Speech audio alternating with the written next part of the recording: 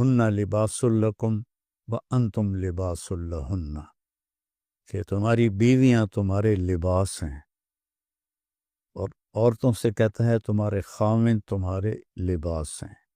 یہ تشبیہ پورے قرآن میں کسی رشتے کی اللہ نے نہیں دی جو خاوند اور بیوی کی اللہ تعالیٰ نے تشبیہ دی ہے کہ یہ تیرا لباس ہے، اور تو اور یہ بیوی کے لیے خاوند لباس ہے، خاوند کے لیے بیوی لباس ہے۔ اب آپ تھوڑا سا غور فرمائیں، کیا لباس کے بغیر ہم کہیں جا سکتے ہیں؟ یہ خاوند اور بیوی کا رشتہ کتنا ضروری ہے۔ ہمارے ہاں تو ہندی معاشرہ ہے، کسی کی بیوی فوت ہو جائے تو اس کو لڑکی نہیں ملتی، اور کسی کا خاوند فوت ہو جائے تو اس سے خاوند نہیں ملتا، کوئی بیوہ ہو جائے، مطلقہ ہو جائے، اس کا کوئی رشتہ نہیں پوچھتا، ایک آدھ بچہ ہو تو وہ بیچاری اسی کے ساتھ ہی گزار دیتی ہے، اس کا کوئی رشتہ مانگنے بھی نہیں آتا۔ میں چاٹ گیا تھا، وہاں میں نے معاشرت دیکھی کہ 8 بچوں کی ماں کو بھی طلاق ہو جائے تو عدت کے بعد فوراً اس کی شادی ہو جاتی، اور جو خامد ہوتا ہے وہ 8 بچوں کو سنبھال لیتا ہے۔ نہ کہ غریب ملک ہے بالکل، اور یہاں سب کچھ ہے، لیکن کہیں کبھی کسی بیوہ کی شادی ہو، اس کے ساتھ بچے ہو تو کہیں جی اسی بچہ نہیں لینا، اسی بچی نہیں لینی۔ اللہ کے واسطے یہ ہندی معاشرت چھوڑو، اپنے نبی والی معاشرت اپناؤ۔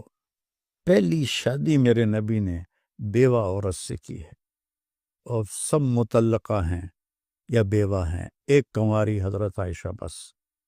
تو لباس کے لیے کیا ہے، ہم کتنی احتیاط سے رکھتے ہیں، خاص طور پر عورتیں اپنے لباس کا کتنا خیال کرتی ہیں، کیسے وہ ایسے لٹکا کے رکھتی ہیں کہ اس کی کریز خراب نہ ہو۔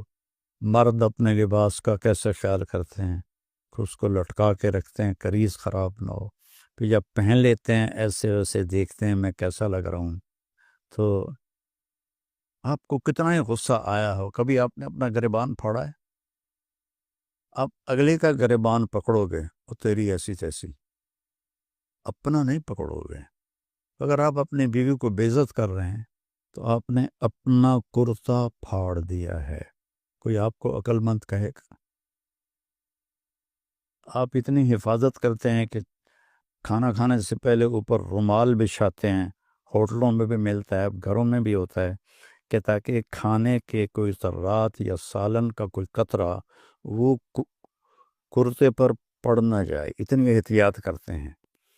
اتنی سی احتیاط آپ کر لیں اپنی بیوی کی اور بیوی اپنے خاوند کی، کہ ایک دوسرے کو برداشت کر لیں۔